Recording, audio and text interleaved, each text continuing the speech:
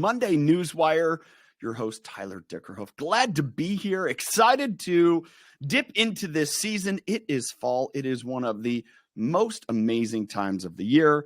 Producer Alex and I are here to talk about a little college football, back to school. We'll throw some election stuff at you, a mind-blowing conversation I had over the weekend. Alex, good to be here with you, man. Yeah. Happy early fall. I mean, end of summer. It doesn't feel like it here in Florida. It's still hot, but it feels like it here. It's like temps are in the upper 40s. It's No way. Crisp. Oh yeah, like Whoa. For the overnight lows. That's like still not the low. highs. It's supposed to be like, I think this weekend we're supposed to get back into the mid to upper 90s. It'll be that last hurrah of summer. Yeah. And then it kind of falls off a cliff. And in 2 weeks, we'll be in the upper 60s, rain and fall. But man, I'm excited. Our boys have their jamboree, which is like their initial scrimmage of the football season this Friday. So that should be exciting. Unlike so many other places, we went to a high school football game in Idaho on Friday, and it poured. And I think game time was around like 60 degrees. Wow. That's perfect temperature, by the way.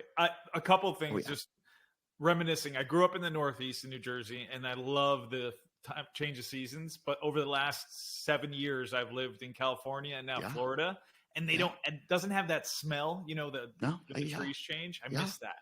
Yeah, it is one of the things that I most loathed living in California. Like, I never felt like I had the reset.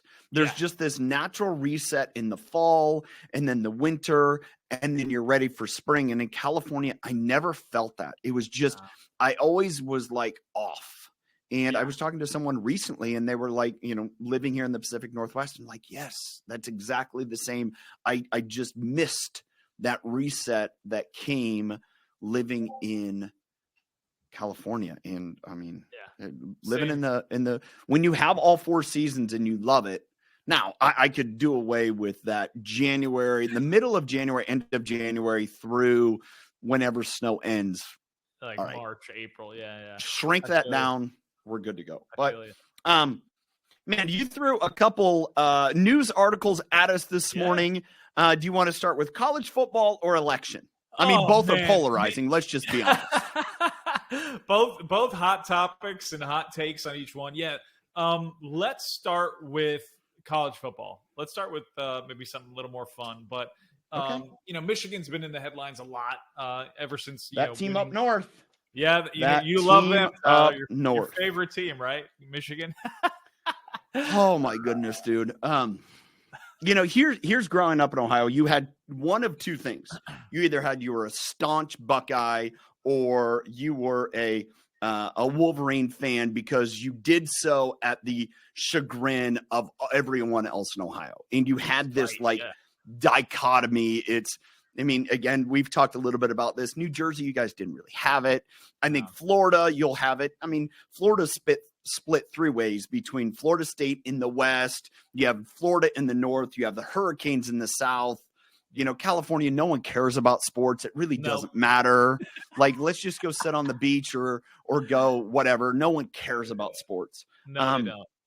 Here in Washington, you have the Washington State Cougars. You have the Huskies. It's about as a good a rivalry as there is in college football. It's just no one cares about the teams, even though one of them made it to the national championship last year. They're kind of the lovable teams that people hate, the Cougars. But that team up north and Ohio State, it's a real thing. It's a real thing. And, just so for those that don't know the headline, basically they're getting in trouble or getting slapped with something for the allegations of Michigan sign stealing. And it just goes back to New England Patriots, and all their Super Bowl wins. Deflategate and other gates. And now we have Michigan Gate. What is it with these champions and cheating? I mean, there always seems to be this correlation. Here's the thing about it is, the announcement that came out earlier yesterday was from actions a year ago. The head coach is lost. They've won the games. They've won the championship. And now it's just kind of like, oh, well, who really cares? And like do something in the middle of it instead of, there's a part of due diligence. There's a part of not getting, the cart before the horse. I get all that. But, it's kind of like vacating wins in college football. Dude, no one cares about that. Did you win the game? We won the game. Right. And now it's just kind of like, really? And here's the part that, as a father of a son who's hoping to play college football at some point. And I think of this, for example, if he were to be starting for a school this year as a incoming freshman and the team last year had, violations, he would get punished, not the players last year. The current coaches would get punished, not the players last year or the coaches last year. And that's what's hard is kind of like, who are you punishing? And it's not the kids that, maybe did it or the kids that are part of the program that were a part of it. Right. And let's be honest. I mean, I don't know how many players were involved in the scheme last year. Let's just say nothing. And okay, but then the coaches, and it's a little bit of, all right, well, if you can get away with it and it's so much bigger, it comes to integrity and character. And it's just, man, it's a. Would you want Harbaugh? Are you a Harbaugh fan? I'm a Buckeye. I am a Buckeye. I will have to say, I appreciated what he did at San Diego State. I appreciate what he did at Stanford. I appreciated what he did at San Fran. And then to use a classic, very, very old school, you'll have to be attuned to a little bit of, television historics, is he jumped the shark. Okay. So the reference is when Fozzie, during the Happy Days, there was this scene that he's water skiing and he jumps over a shark. And they classically say that's when the series died. And I think there's an element of Jim Harbaugh got to a point where he jumped the shark. Now, I really just like, okay, I mean, he's annoying, but whatever. And don't read into it that much. And you're like, for a guy that struggled for, 6 years of his 9-year tenure, and then finally, or how many of years, I can't remember exactly how many, it was something like that. And then finally started to win. It was kind of like, all right, well, give him credit for figuring it out, but yeah. Yeah, I get it. It makes sense. Well, we'll see. Yeah, we'll see what happens. I mean, I do agree with you. I think that it is like, who's actually feeling the punishment? Some of these kids probably not involved at all. Then they get recruited, they come here and they get slapped with some sort of penalty. And that's really I mean, that's what's difficult. You've seen that in times in, previous bans or they vacate wins or whatever else, and say all of a sudden the penalty comes down and they all the wins go away. And it's like, again, it doesn't matter. Like that's really not a penalty. That's like coming to you, Alex, and saying, oh, that you violated something. And they're going to say, well, we're going to put on your permanent record. Like, really? Looking back now, at the time, you're like, oh my God, my permanent record. But now it's like, whatever. I should have messed up more. I should have gotten more trouble. Yeah, it's irrelevant. So, here's what I'm excited about. College football. I love the pageantry of it. It's changing with 12 teams in the playoff. I enjoy the rivalries. Now, this is what's difficult is there's with the conference realignment and everything else. Some of those rivalries have completely got thrown apart. Yeah. It's lost maybe some of its regional flair for many, many teams and universities. And it's going to be a very tumultuous period for some fan bases. Yeah. Fan bases that are like, man, we really are, all about being a part of college football. And it's like, oh, college football passed us by because we don't have enough money to, continue to rise to the level of the Ohio States, that team up north, the Alabamas, the Georgias, those teams continue to, separate themselves. Here's something funny. All right. Here's what's crazy. Okay. Sat down with a guy on Friday who moved here to Spokane. His wife is a coach here in the area, and he was a strength and conditioning coach at a high school in Tulsa, Oklahoma.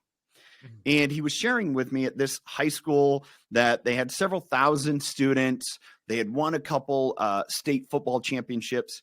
He had 13 individuals on his strength and conditioning staff.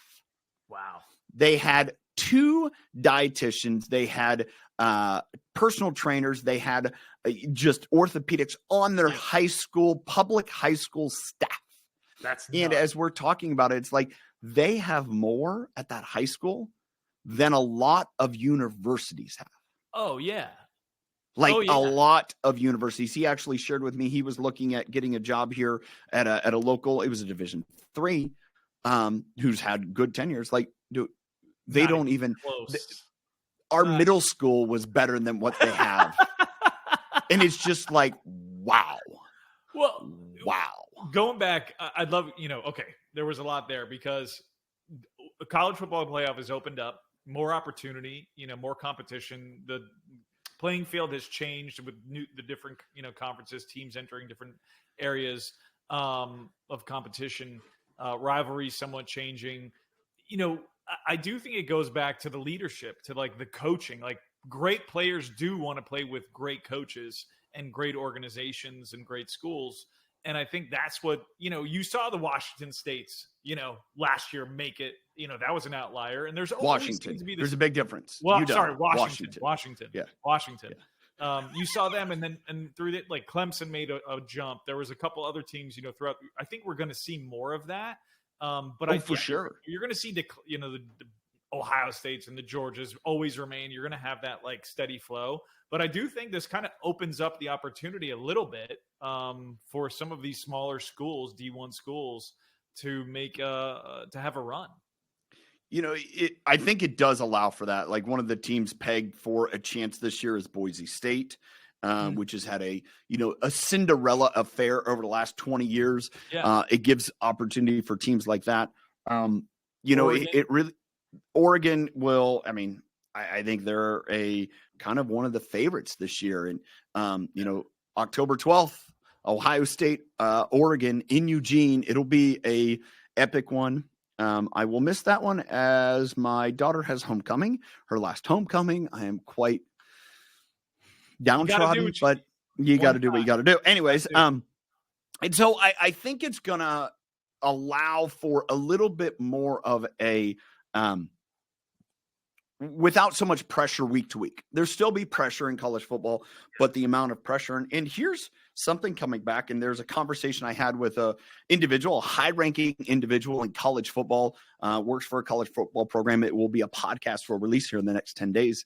Yeah. And one of the things he shared with me is the amount of pressure that comes at these kids. We're talking about the strength and conditioning coach in the high school level. And here you have all of these tools and everything in the investment, and all of a sudden the pressure that rises. You have these college programs that they're amateur, now semi-professional athletes. They're getting paid, and yet they're 18, 19, 20 years old. And the amount of pressure, the mental health challenge to take it all in stride and to sit at the whim of adult pressure, whether it's the money from the wagering side of it or the profession side of it, as far as what they're trying to attain with their career. And here are things that it's going to be an ugly side of it, is how does this continue to filter out because of the money? And does it allow for, hey, you lose a close game. Say, for example, Oregon loses a 3-point game at home to Ohio State. Let's just imagine that happens. Mm-hmm. Jaden Fielding kicks a game-winning field goal at a tie game to win the game. Just putting it out there. It's possible. Man, all of a sudden, does Oregon say, that's all right, we can still be in the playoff and we can redeem that? Where you have that, where it's not so much a pressure on a guy that drops a potential game-winning touchdown because, hey, it's not all or nothing. Yeah. And we see that a little bit in the NFL, right? You lose a game, you're 12-5, great, you're okay, as opposed to in college football, you got to be flawless. Yeah. And the amount of pressure is so high, it's just going to be how it plays out and how it affects people, their jobs. You could have a team that, finishes number 10 rank and could win the national championship. We haven't seen that ever. I want to stay on that topic of mental health in college football because, I had a mental health, I would say, episode playing at that level. The pressure is extremely high, and it comes from a lot of it from the coaching staff and the expectations and just the work ethic. I mean, you're up 4 or 5 in the morning. I mentioned this before: classes, then workout, then tape, then study hall, right? So there's all that pressure of like, you're so regimented, you're doing this thing. And then, you want to perform in practice because you want to become a starter, and then you become a starter and all these things. So there's that pressure, and all the coaches really, it's I think the leadership's job, the coach's job, to make it fun or put the pressure on the kids. And then you don't know all the things you don't know, right? The external, what's going on in their personal life. I had stuff happening in my personal life that was off the field that was putting a lot of pressure on my mind. And that's also happening with these young minds and these young kids. And like you were just mentioning, this pursuit of perfection, and you're like, I'm dealing with all this stuff over here. Am I appreciated by this coach? And I'm working so hard. And I hope that there is a little bit of ease on these kids' minds, because there is a lot of mental health, I think, is one of the biggest things that is not talked about enough in young athletes at that level. I've seen this happen a couple ways. Players leave major programs to go to maybe a lesser tier program, and people are like, oh, and I think the Ohio State quarterback, and have a friend very close to the program. And, he shared with me the amount of social media pressure, the death threats that these players get, the whatever animosity gets thrown at them. And, you start and think about it. It's, maybe at that point, you think back when you were playing, if you could have stepped away from where you were at and gone to you were at Baylor, if you could have gone to I'm going to just use a random school. Like if you could have gone to maybe like a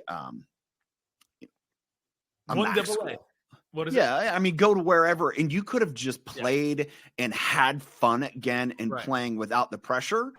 Man, I'm not saying you might have, but you see when players do that and realize that I don't want to face all the pressure. Maybe I don't have the proper tools at my balance right now, and that's okay. And I think that's what's challenging here. And one of the notes that I made, and, as we're talking about this, the mental health capacity, going back to the effect of the players dealing with the ramifications of penalties from a year ago, and it starts to challenge, well, like, why am I here? And all of a sudden, who am I? Yeah. The identity factor. Am I just a player that can only line up at safety, or am I a person that has so much more to deliver and offer?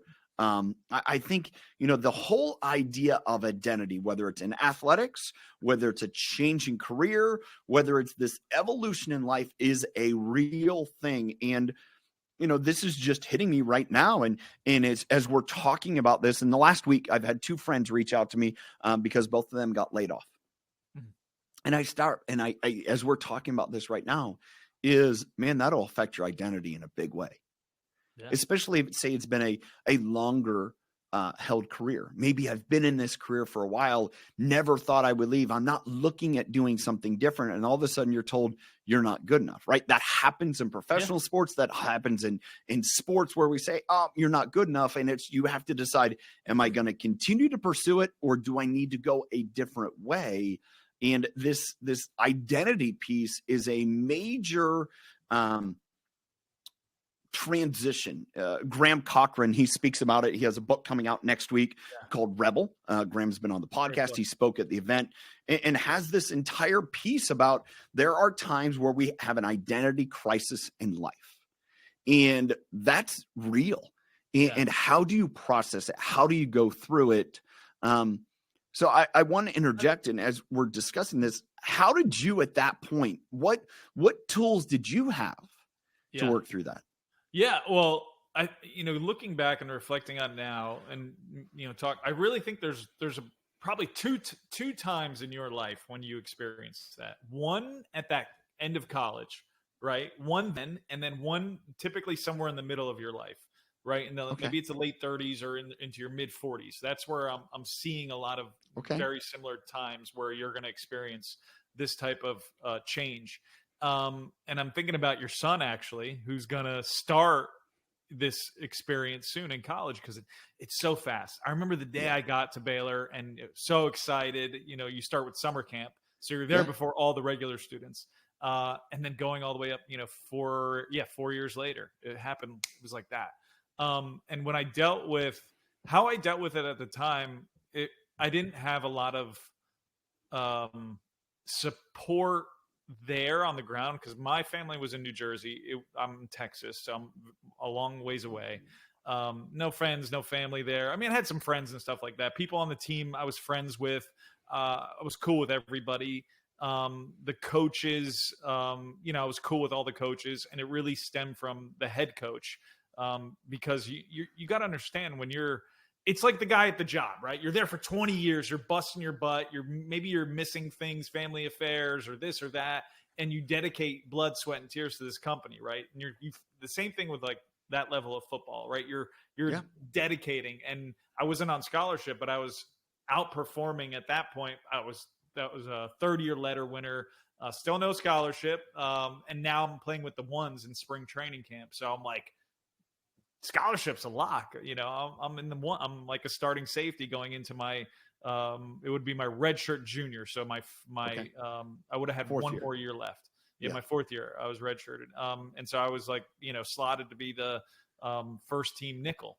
And so I go into the office of the coach, and basically saying like, scholarship, right? And it's nothing. It's like going into your CEO's room. Bonus this year, right? And he's like, no, and every excuse in the world why you're not going to get that bonus, right? Why you're not going to get that scholarship. So just imagine that, and you just get completely deflated as a person, because you just worked so hard, and there's no recognition at all of your time you've been there, your energy, your output, no talk about it, no mention of it, just like all the reasons why you're not going to get it. Mm-hmm. Thank you so much. Talk to you later. And you just come out of that meeting. Imagine, Tyler, how would you feel? All those years. Just deflated. Like, what am I doing this for? Right. Why am I doing this anymore? And that's kind of how I left. I went back to my apartment. I called my mom, broke down crying, and just said, like, I can't do that. Why am I doing this for this person? Because you're playing for that leader. You're doing it for the CEO. You want to perform for, to show, and especially when you're younger, you want to do it for these coaches, and they go, man, Kush works so hard. He does such a good job, and you don't get any of that, and no appreciation. And then I left. I literally just left. I didn't take anything or anything. You get a lot of free gear. I took one thing, my nameplate, and I left. I should have took my jersey. That's one thing. I wish I took my jersey. That's the one thing I did. So I read an article this morning, and Tom Brady, he was interviewed by a Harvard professor, and kind of going through the leadership lessons, things that he learned in his epic career. And one thing that he mentioned that he strove to do, he saw Brian Griese at Michigan do this. He shares the story how Brian Griese recognized the fullback who, is in position in football. Often it's a person that doesn't carry the ball, doesn't get thrown the ball a lot. Their job is just to block, to make it easier for the running back or the quarterback. And he would often say in team meetings, he said, the only reason I'm having success is because that guy. It's like, I don't like that guy. Like, it's everything to me. Yeah. And Brady talks about that, and how at his career in the Patriots, where Bill Belichick didn't give people credit. He was very much a taskmaster, is a very looking the weaknesses. This is what we need to do to get better. He's classic for do your job, but Brady took it on himself to recognize the guys who maybe didn't get a lot of recognition. He said, that's something I can do. And that was something he learned, and the value of being that the yin to Belichick's yang, to being that doing what Belichick couldn't do. And he did that as a leader. And he talks about that is, the person that recognizes someone else on the team who's doing above and beyond. Here's a question I have for you is, as you went through that, did you have teammates doing that, or was that not a part of the culture? Oh, yeah. It wasn't really part of the culture, but the other thing I want to mention too, you brought something up, Tom Brady. And I think this is really important for all the dads, listening and watching. You play such a massive role in these young kids' life, and even when they get a little older, because Tom Brady, he always mentioned this, his dad was his hero. And I have this, and I don't know this for sure, but I have a strong inclination that Tom had such strong support. Probably when he's dealing with Belichick, he'd probably talk to his dad about it. Sure. I didn't have my dad at that time, for personal reasons. He was away. We'll just put it at that. And everything's cool now. But so I didn't have his support, and he would, I would lean on him for that. And my mom, she's great. She's a boss lady.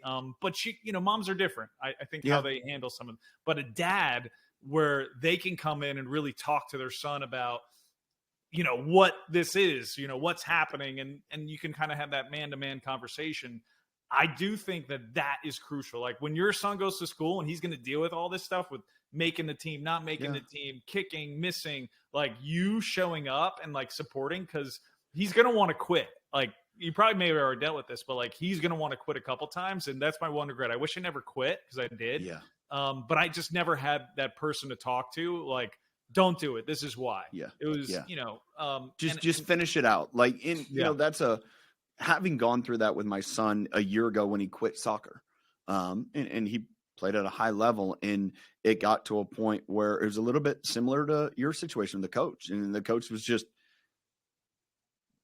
did more to undermine players than did to support them. And, it's just such a false way of leadership, is that I'm going to get more out of people by making it harder on them. It doesn't work that way. I'm going to get more out of people by degrading them and telling them how bad they are.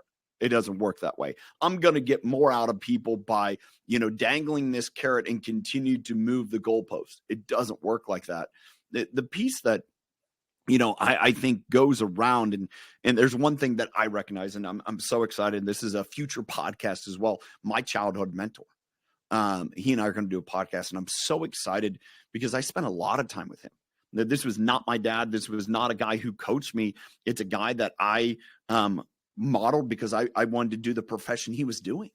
And the amount of time he spent with me, and now looking back 35 years later, the amount of time he spent with me over a 10-year period is kind of like now reflecting is amazing. And, just these lessons of it, I think what you bring up is the responsibility of parents either to do that or to have someone else. For example, maybe if you had that relationship with your high school coach, that could have been that guy. And unfortunately, my son's got a couple coaches that I know that he can go to. Well, the fun thing is for me, I have a relationship to work with them, to help guide them and teach them because of the leadership space. So that's been fun in knowing that I'm impacting my son indirectly.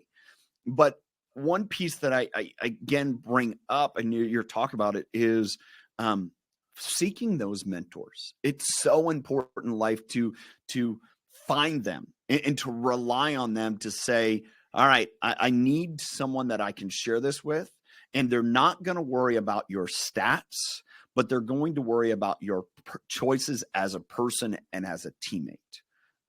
One of the things that I'm committed to, and last year I probably didn't do as good a job at it with either one of my sons. I think my son that I was coaching, probably a little bit more. My son that I was observing, not so much, but I printed it off. John Gordon has a book called The Hard Hat, one of my favorite books. It's a kind of a personal memoir about a college lacrosse player at Cornell that died on the field. And so he talks and profiles 21 ways to be a great teammate. And so I printed them off yesterday, and I'm going to sit down with each of my boys and say, hey, I don't care about your stats this year. It really doesn't matter. But these are things that I want you to pay attention to. And I'm going to ask you this after each week of football. Where were you a great teammate? What things were you a great teammate? I'm going to watch when I'm watching games to say, do I see the areas where you're a great teammate? I don't care if my son who's a quarterback throws a touchdown, or I don't care about my son who's a receiver and a kicker that gets touchdowns or field goals. Yeah. I'm not going to care about that. I'm going to work hard not to care about it. I'm going to take pictures. I'm going to take videos. I'm going to spotlight ways that you're being a great teammate, because that will set you apart forever. And I've known about that, but this year I'm making a conscious effort to say nothing else matters, because you're at a point, this is what's most important. Yeah. And I think, just the fact, like, you show up and you're there, they'll look like, they'll be like, oh, dad's in the stands, like, cool. Yeah. Like, that's huge. And then when you're actually lean in and you ask, hey, how you feeling? How you doing? You can tell, right? Their body language, their demeanor, and just ask, like, how you doing? All right. It's, hey man, you missed that kick. Don't worry about that. We'll that's okay. Like, sometimes they just want that. And they might go, no, I'm okay. I'm fine. Yeah. But like, they'll go back to their room and they'll be like, no, I appreciate dad, like, asking. They won't tell you there, but like, they'll run it in their mind. Like, no, my dad cares. And this is an interesting segue. The other article that I had sent you, because, still about, feeling left behind. There was a New York Times article just maybe 2 or 3 days old, that many Gen Z men feel left behind, and they're seeking kind of this area of support from President Trump, from Donald Trump. And it was just so interesting. And I wanted to make the segue at some point, because it's either they're not being felt, they're not being heard, they're not being understood. And for whatever reason, they feel that the message and how Trump is holds himself and how he speaks and what he says and who he's talking to, that's where, they feel like this is their person. And it's just so interesting. Kind of, I think, it ties into, when you, a mentor, right? Someone you seek, advice from and knowledge and information. Now, whether, you agree with that or not, to each his own, but it is interesting that is coming out of the New York Times. Interesting article about that. I think this is what's challenging, is for the last, handful of years, the masculinity, what it means to be a male, is being challenged. And quite honestly, I'll say it this way, is we're being told it's wrong. And constantly being told it's wrong because of the bad behavior by some, or, at others just not understanding. And there's, toxic masculinity. And I would say there's toxic femininity. You can't have one without the other, right? You're going to have both sides of the coin. And if you're not willing to acknowledge the one and blame everything on the other, it doesn't work like that. And I think if we, reading through this article, or thinking about my own sons, or thinking about the challenges that I've had, it's often our society is telling us, that we want to pick a class of people. And the way I see it, the way it's been done, it has been white males to say, you are the problem. You are the problem. You are the problem. You are the problem. That is what's been, in my feeling, been voiced in a lot of society. And maybe there's a time and period where that race and class of individuals was how they carry themselves, but it's not it's not absolute, and you can't be so stereotypical. So now you have this generation, this 18 to 30 generation, the Gen Zs, that are like, well, society is telling me that whatever I'm doing is wrong, but where can I do what's right? Where can I model myself that is uplifting and supportive? You've seen much of a rise in the Western culture. Why? Because that's predominantly male, masculine. It's getting your hands dirty and working.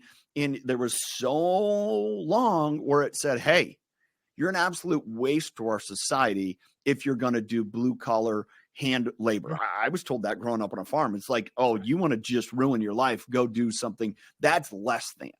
Right. And, people, one of the things that frustrates me so much is there will be people that will parade around and say, if you can, pay somebody to mow your lawn for $50 an hour. You need to have them mow your lawn so you can go do something else. And I'm like, no, because you know what I learned about myself, and you know the ability to be self-sufficient and get my hands dirty. It's okay. It feels good. It's fulfilling. And I've talked to friends about that. I've talked to friends about, looking outside my pasture and seeing the cows and doing whatever. It's like, man, I just appreciate it. Right. And why do I do it? Because I need it. I need it to just feel human and feel myself and say that's okay. And I think when we look at this, the great parity, the great disparity between our political parties right now, and you have one that is, fighting for himself and being willing to say, I don't need to, downgrade others to fight for myself. And he hasn't always been that way. But at the same point, when you have other parties that are saying you're wrong, you're wrong, you're wrong, it just gets old. And, this challenge of, can I just be me? And trying to figure that out. What does that look like? Mm-hmm. Yeah. I mean, you said a couple of things in there that I thought were interesting. One was living in California, if you have anyone's been there, especially the Los Angeles area, people have gardeners and they have a chef and they have a personal trainer and they have this and they have that. And, they'll tell you, I do it because it opens up, time in my schedule so I can be high performer in other areas. Yeah. And I can see that, right? If you're a busy person and you want people to help you do and accomplish things and have more freedom so you don't have to worry about the laundry and the dishes and the freaking grass, great. Yeah. But there is, if you go outside, you put your hands in the dirt, whether it's cutting the grass or mowing or cooking for yourself, right? Cooking a meal for your kids. I make dinner almost every night for my family. And I love it. It feels great. Yeah. I'll take the hour to do that. Yeah. And it's not like I'm missing something. I don't need that time back. And then there's some things where I don't want to do it, right? I don't want to drive to UPS 3 times a week to return Amazon packages. Wow, that is a relatable moment for so many. I imagine those watching. Yes, there's things like that for sure, right? Yeah. But I do think there's that balance, and some like it and some don't. And so going back to leadership in the political arena, and after seeing the attempted assassination of Donald Trump and kind of the way he reacted, I mean, that to me was a masculine sign of strength, of whoa, what would I have done if that was me? Would I have gotten up and, shook my hand in the air? That was a shift. You saw, Elon and all these people kind of shift their weight towards him. And whether you agree with all the maybe stuff he said in the past, and he does sometimes say things that are whatever, golf game, debate. Yeah. That was pretty funny. Yeah. But there's a different masculine strength to that, to his energy. And, you're like, whoa, that's tough. That's something I can get behind.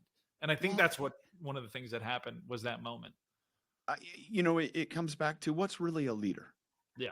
And we're in a time figuring that out, and we're trying to, discern what's a leader. How does a leader show up? And, the reality is a leader shows up in many, many, many ways. But if I had to say right now, the biggest thing that I've learned is a leader will stand up for the good of everyone else at oftentimes the detriment of themselves. And, we don't recognize that enough because we see so many public figure leaders that will say all the right things, but behind closed doors, it's all about themselves. Right. When you stop and think about I want it good for me and I'll make sure it's good for everyone else, as opposed to, no, I'm going to sacrifice myself. And, when you see those things play out, whether that's through a life or whether that's through a benefit, you really stop and say, okay, I want to follow that person. I'm willing to, be that person. One of the greatest books that I've read, it was a legacy. It's by James Kerr, and it talks about the New Zealand All Blacks, which is the national rugby team, which is the winningest franchise in all of sport ever. And one of the elements, tough dudes, right? Rugby's a tough sport, and Kiwis are tough dudes. And one of the things that they hold on to and is part of their ethos is sweeping the sheds. And one of the things that they have as a group principle is they leave it better than they found it. Meaning they don't let someone, it isn't that they don't appreciate the people do the job, but say, hey, I'm going to clean up the locker room. So the person that comes in, when they come in, their job's easier. Doesn't mean that I don't think they can do their job, but I'm taking after myself and cleaning up after myself. And it's one of those, I think, mental depictions of you're not better than, but also that's what a leader does. As a leader doesn't rely on other people to do things that they can't show that, hey, I'm not above that. Yeah. And I think sometimes that drive to survive and in the midst of tough situations, being willing to say, hey, I'm going to fight. And, some cases it's a fight physical. Sometimes it's a mental fight.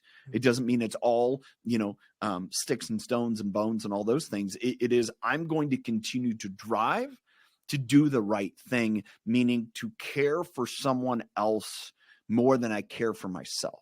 Yeah. And that's a challenge in our society. That's a challenge in our society because oftentimes people are saying, be all about yourself.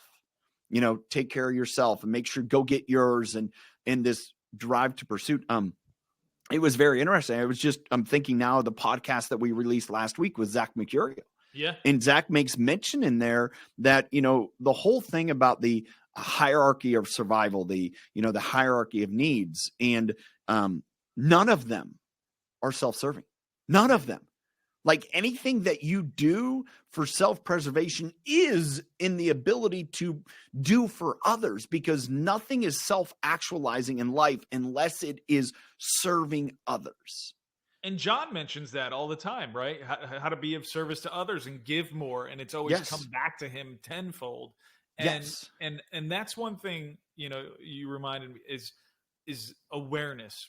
If a skill that I've really had a strong skill, and I think it's something you got to work on too over the years. It takes time of being self-aware, but then just being aware and observant of whether it's your boss at work, whether it's your head coach, whoever, right? Like just observe them and like pay attention to how they behave and act in a meeting, in the weight room. Like I always was so hyper aware of like my boss and like their behavior and what they did, or a coach. And if you just start noticing these like small things, and then either you question it, you're like, no, that's kind of weird. Like, and then you're like, oh, there's something like Tyler, right? You get like kind of this like gut feeling, whether it's like, no, this person's a real person, or like something's off here. And like you feel it. Yeah. If you really work on that awareness. Well, I think it's working on it. And realizing the intentionality. And there's people that act with intentionality and others that don't. And sometimes I found that the ones that don't necessarily act with intentionality, their actions are intentional. And they don't realize what their actions are saying. It said actions speak louder than words, and let your actions do the talking. Well, there can be many times where we aren't aware of our actions, or we aren't respective of the actions of others to understand bigger and better. It's why one of the classes that I absolutely loved in college, and the only reason I took it is because I failed econ and I had to take it, and it was interpersonal communication. And I loved the class. And that's where I learned, hey, 90% of communication has nothing to do with words. Yeah. And it's so powerful, but it comes back to the display.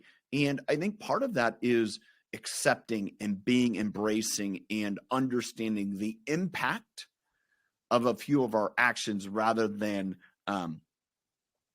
downplaying or overlooking how they really play out. I think to wrap up here, Tyler, what would you say would be the biggest takeaway of today's episode? I know we went from kind of fun, college football into leadership, into awareness, Gen Z, and who they're trying to follow and seek solace in as a leader. But what do you think is your biggest takeaway from today?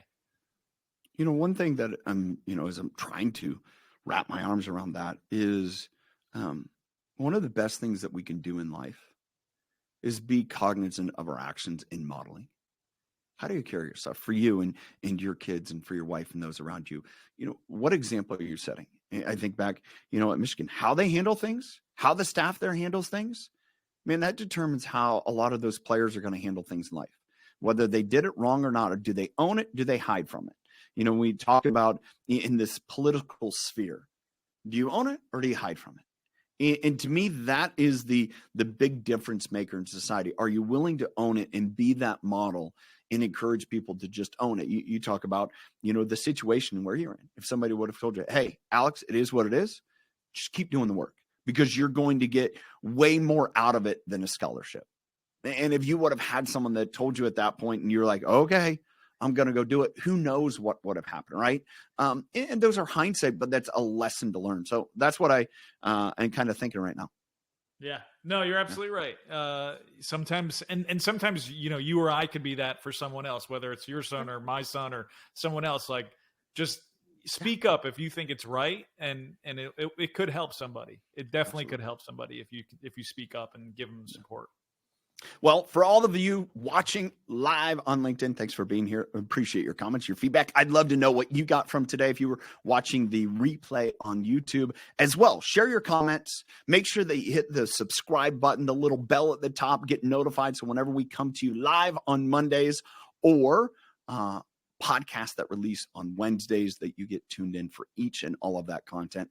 Thanks for being here and appreciate you, and continue to lead with impact.